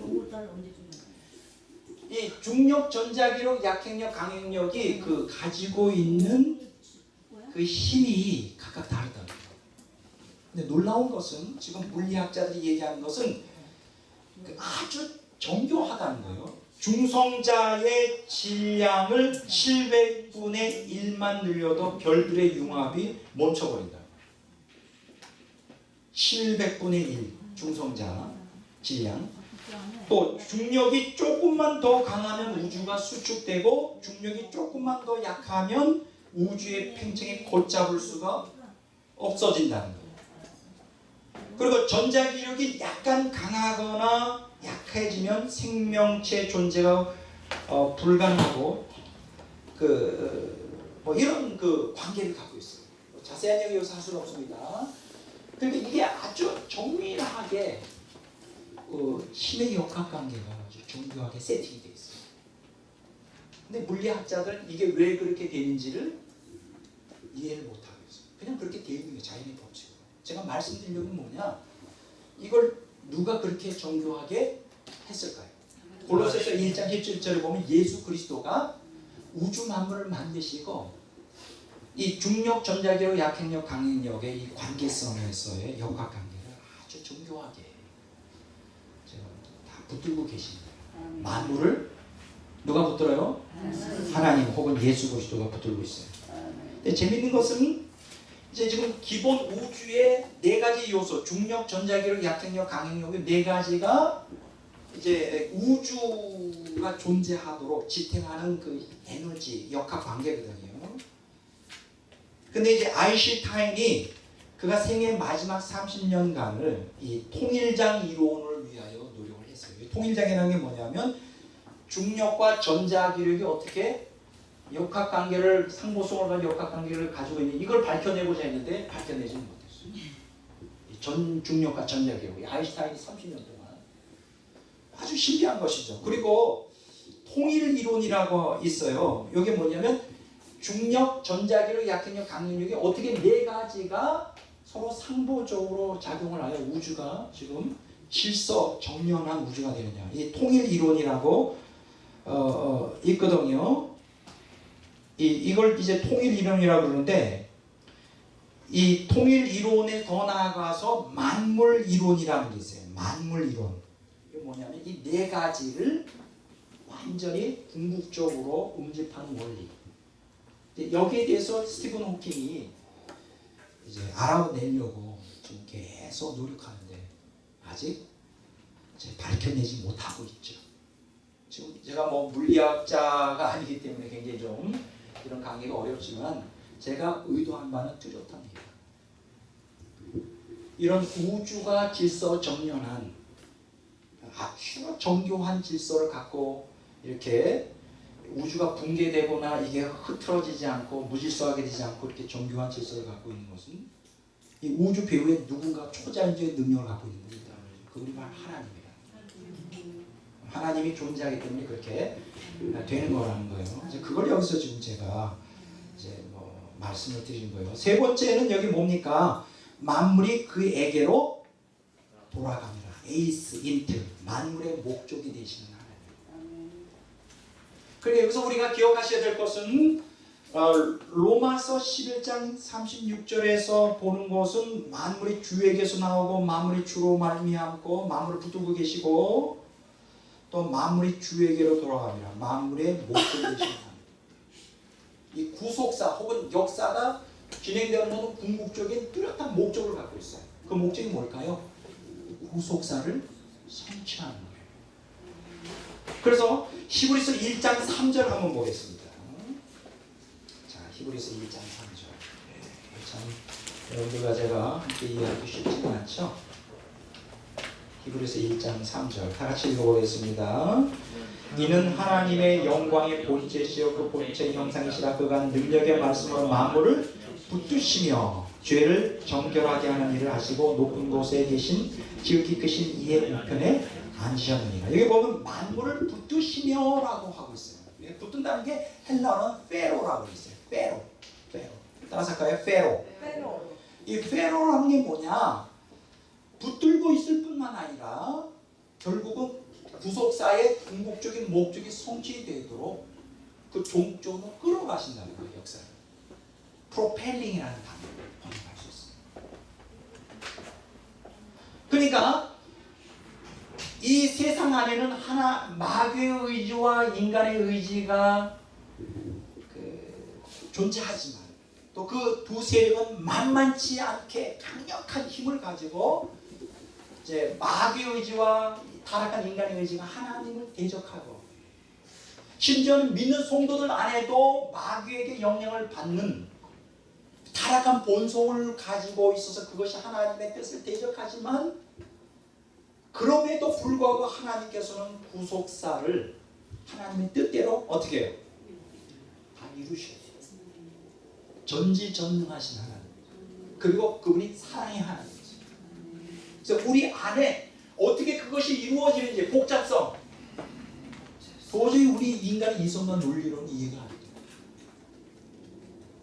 하나님께서 이 땅에 하나님의 전지전능한 또 사랑 그리고 거기다가 플러스 악을 통한 고통을 통하여 악에 의한 고통을 통하여 하나님이 기가 막히게 구속사를 진행하시고 이제 성취하시는 하나님이에요. 그래서 로마서 11장 36절에 만물이 주에게서 나오고 만물이 주로 말미암고 만물이 그에게로 돌아간다는 말을 한마디로 말하면 뭐라고 표현할 수 있나요? 쉽게 하나님은 알파와 오메가다 이렇게 표현할 수 있어요. 알파 오메가가 바로 그런 뜻이에요. 만물이 주에게서 나오고 만물이 주로 말미암고 만물이 주에게로 돌아갑니다. 이사야서 44절 6절 한번 보겠습니다.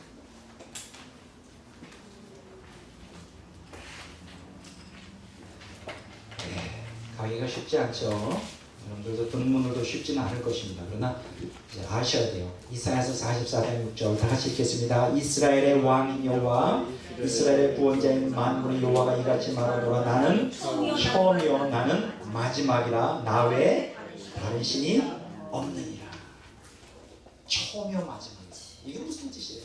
만물이 주에게서 나오고 만물이 주로 말미암고 만물이 주에게로 가는 알파 오메가. 그런 뜻이에요. 또 한 군데 볼까요? 요한계시록 22장 13절 봅니다.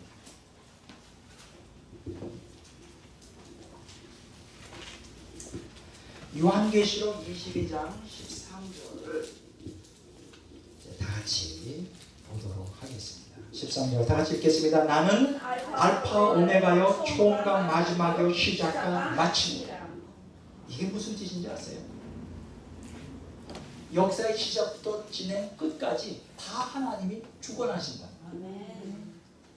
역사의 주관자라는, 역사의 주관자라는, 역사의 주인이라는 거예요. 대단한 거예요.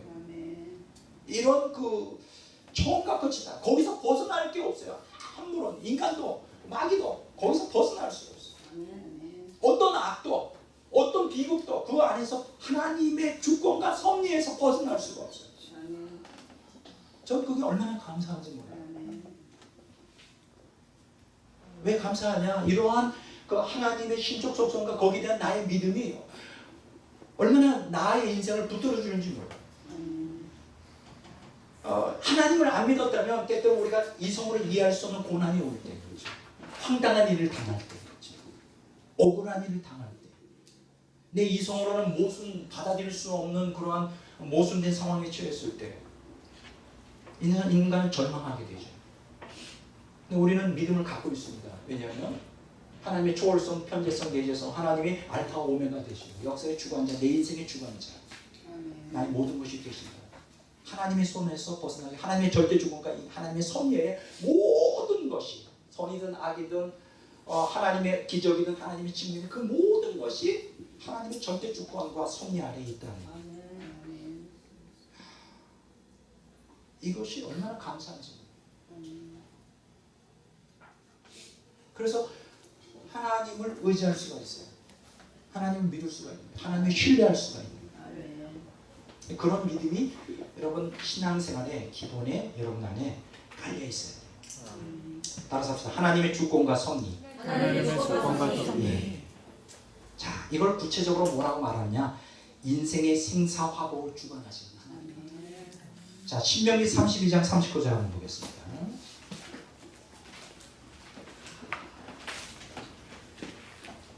신명기 32장 39절.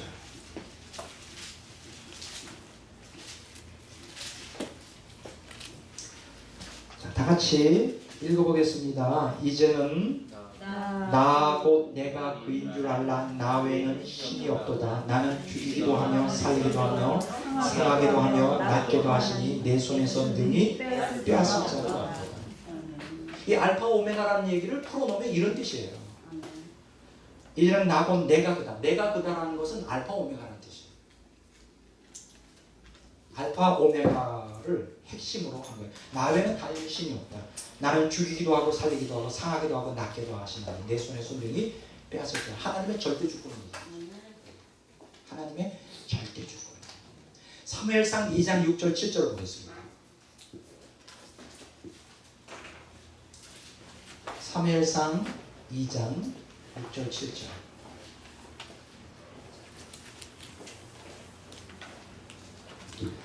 다 같이 읽어보겠습니다. 여호와는 죽이기도 하시고 살리기도 하시며 수월에 내리기도 하기도 하시고 거기에서 올리기도 하시는도다. 여호와께서는 가난하기도 하시고 구하기도 하시며 낮추기도 하시고 높이기도 하시는도다.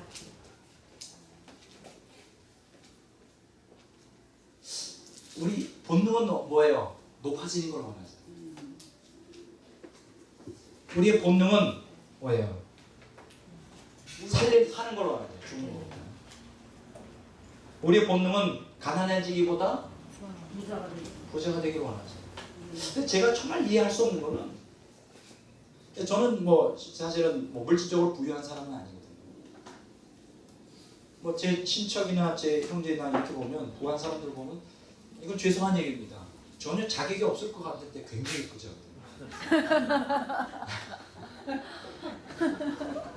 자격이 있다면 내가 좀 있잖아. 아, 이건 굉장히 내가 좀 착각하고 있는 거예요.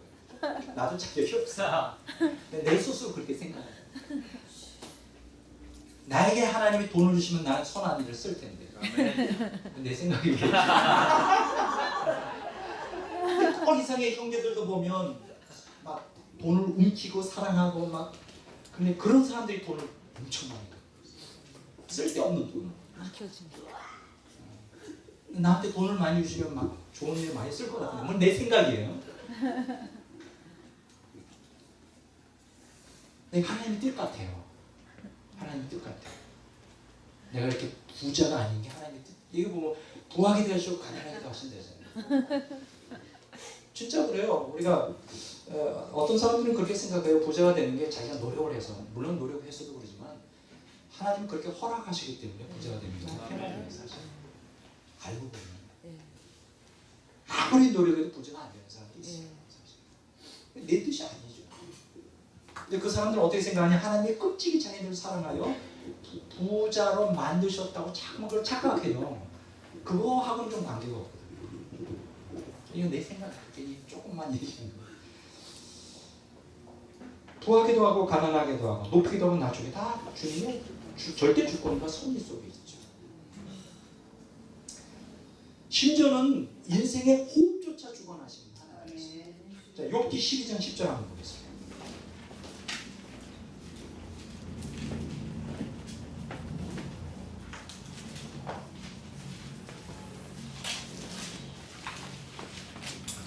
욥기 12장 10절을 한번 보겠습니다.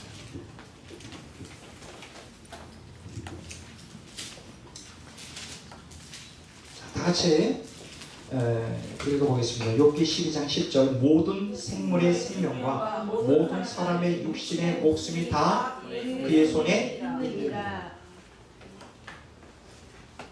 이건 하나님의 절대 주권을 얘기하죠. 모든 생물의 생명, 모든 인간의 호흡과 생명은 누구 손에 달려 있어요? 하나님의 손에. 그 하나님 마음만 먹으면 죽이기도 하고 살리기도 하시고 높이기도 하시고 낮추기도 하시고. 예.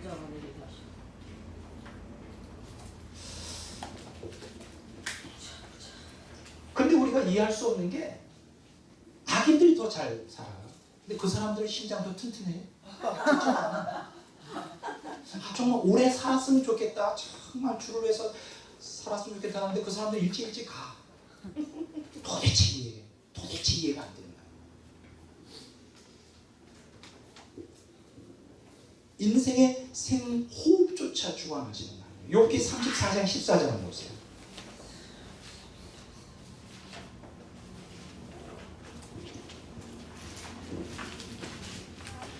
욥기 34장 14절 15절 다 같이 읽어보겠습니다. 그가 만일 뜻을 정하시고 그의 영과 목숨을 거두실진데 모든 육체가 다 함께 죽으며 사람은 흙으로 돌아가요. 이게 무슨 말이에요? 하나님이 뜻을 정하고 마음만 먹으면 살아남을 자가 없어요. 지금 이 순간이라도 죽이겠다 하면 그냥 죽이는 거예요. 모든 인생의 호흡조차 주관하시는 하나님.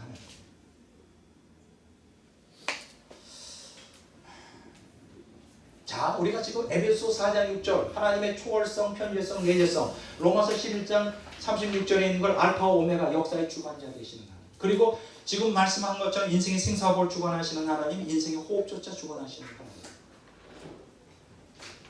그러면 여기서 우리가 기대하는 게 뭘까요? 하나님을 믿는 우리들이 이런 하나님의 신적 속성, 초월성, 편재성, 내재성, 그 알파 오메가 역사를 주관하시고 인생의 생사복을 주관하시고 인간의 호흡조차 주관하시고, 근데 그 하나님이 우리를 너무나 사랑한대. 그럼 답은 나온 거네. 전지전능한 하나님이 나를 사랑한대. 그럼 난 맞아, 형통해야 당연한 거예요. 그렇잖아요. 우리의 상식에. 여기에서 하나님과 우리 사이에 갭이 생겨요. 하나님의 사랑의 표현과 우리가 기대하는 하나님으로부터 사랑을 기대하는 그 기대 심리에 정말 너무나 차원이 다른, 우리가 기대하는 그 하나님의 사랑, 전지전능한 그 하나님이 우리를 사랑하는 그 사랑은 뭘 기대하느냐? 내가 원하는 모든 욕구를 채워줬으면 참 좋겠어. 그걸 우리는 사랑이라고 생각해요. 욕구, 충족. 뭐 욕구, 충족이라고 해서 꼭 나쁜 건 아니에요. 건강 주시고, 할 수만 있다면 꼬리가 되지 않고 머리가 되게 해주시고, 뭐 할 수 있다면 뭐 예수님 잘 믿어서 나 베풀면서 살도록 물질도 많이 팍팍 밀어주시고, 그래서 하나님의 영광을 드러내고 싶은 게 우리의 욕구죠. 근데 그 예수님을 열심히 믿어서 그렇게 그 기대감을 가지고 하나님께 사랑하고 하나님의 전지전능성을 믿고 하나님의 인자하심과 긍휼하심을 바라보면서 나아가는데, 그렇게 그런 마음을 가지고 신앙생활하는 우리들의 현실은 녹록하지가 않아요. 우리가 기대하는 것과는 전혀 다르죠. 우리가 느끼기에 하나님으로부터 뺨 맞은 것 같은 황당한 일들을 종종 많이 겪어요. 우리가 하나님이 그렇게 우리를 사랑한다며, 그래서 그 독생자 예수 그리스도까지도 우리에게 주셨다며, 나도 예수님을 주님으로 믿고 그 사랑을 깊이 만끽하면서 플러스 알파 이 땅에서도 형통하고 행복하면 뭐가 돈 나나? 나는 기대를 가지고 신앙생활 하는데 우리의 기대와는 전혀 다른 엉뚱한 상황들이, 황당한 상황들이, 악을 통한 그 정말 당혹스럽고 고통스러운 그 순간들이 한두 번이 아니에요. 그럼 이걸 어떻게 해석해야 되나? 그때부터 의심감이, 하나님 사랑이 그럼 가짜야? 성경이 약속한 게 다 가짜야? 하나님이 전지전능하시다며, 내 모든 호흡을 다 조정하신다며, 왜 이런 의문이 생긴지 알아요? 제가 처음 강의할 때 말씀드린 대로 하나님이 창조와 구속 경륜에서의 하나님의 그 의도와 지향하는 것과 우리가 하나님을 믿는 우리들, 이 육신을 가지고 이 현세 물질 세계에서 살아가야만 되는, 그 욕구를 충족시키기를 원하는 그러한 그 필요성, 이러한 욕구 충족이 필요한 우리들이 기대하는 하나님의 사랑이 차원이 다른 거예요. 그래서 그래요. 이거부터, 그러니까 하나님이 전지전능하시고 하나님이 사랑한다는 것이, 우리를 사랑한다는 것이 반드시 우리가 원하는 욕구를 충족시켜 주는 것이 하나님이 우리를 향한 사랑이다. 그것이 하나님의 전능성을 우리가 인정하는 것이다 라고만 단정해서는 안 된다는 거예요. 제가 말하는 포인트, 오늘 강의를 끝나기 전에 이제 다음 주 계속 이어지지만 그것이 궁극적으로 우리 영혼의 유익이 아니에요. 우리 잘못 생각하고 있는 거예요. 하나님은 전능하시 때문에 하나님 우리를 사랑한다면 그러면 우리를 항상 보호하고 그렇죠. 우리가 원하는 욕구를 채워줘야 사랑 아닌가? 그건 아니에요. 하나님이 원하시는 것은 궁극적으로 원하는 것은 생명이지 이 땅 현세에서 형통하고 행복하게 살아가는 것이 하나님의 의도가 아니에요. 여러분 하나님은 엄청 우리에게 깊은 관심을 가지고 있어요. 시간이 다 되고 있습니다. 어느 정도로 우리에게 깊은 관심을 갖고 있느냐. 그래도 읽어볼게요. 조금. 시편 139편.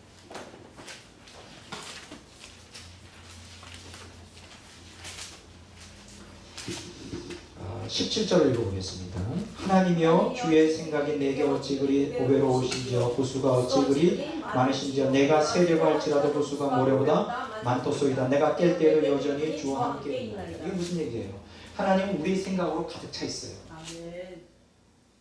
여러분 어떤 연인 관계에서 그 이상 연인 어떤 사람을 사랑하면 그 사람 생각으로 가득 차 있죠. 우리 생각으로 가득 차 있는 거예요. 어떻게 사랑할까? 어떻게 도와줄까? 어떻게 구속사를 진행할까? 40편 50절 보세요. 시편 40편 50절.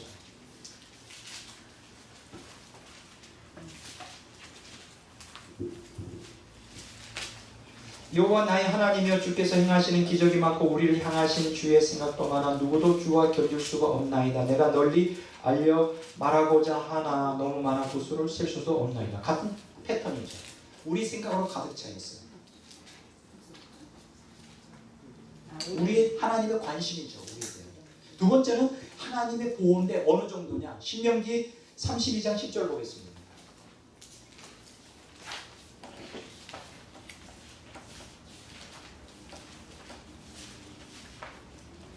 신명기 32장 10절 보겠습니다.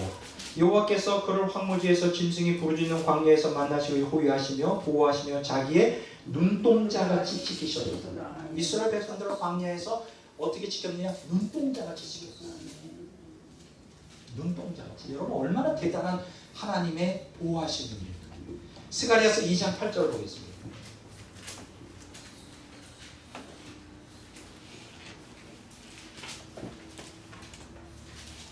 스가랴서 2장 8절. 다 같이 읽어보겠습니다. 2장 8절. 만군의 여호와께서 이같이 말씀하시되 영광을 위하여 나를 너희를 노력한 여러 나라로 보내셨나니 너희를 범하는 자는 그의 눈동자를 범하는 것이다. 여러분 눈동자처럼 사랑한다? 눈동자처럼 보호한다? 이거는 사랑의 절정이에요. 우리의 보호하심에 대한 아주 정말 굉장히 대단한 그 표현이죠. 눈동자처럼 보호하신다. 여러분 인간의 눈동자가 얼마나 귀합니까? 우리를 하나님의 눈동자처럼 보호하셨다.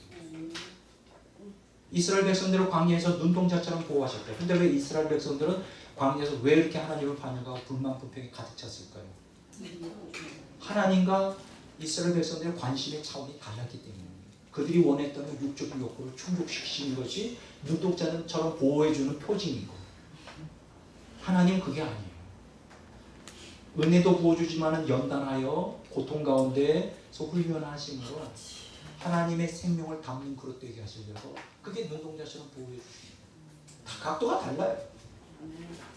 우리하고 하나님의 관심이 다르다.